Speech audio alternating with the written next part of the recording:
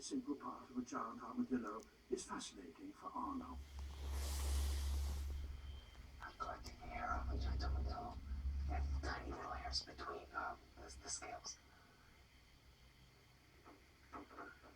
So little is known about giant armadillos that every piece of data is precious.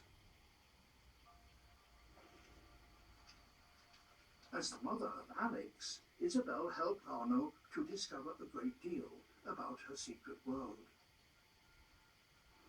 I know you're not supposed to have favorites, but we learned so much with her and spent so much time with her. She holds a really special place in my heart.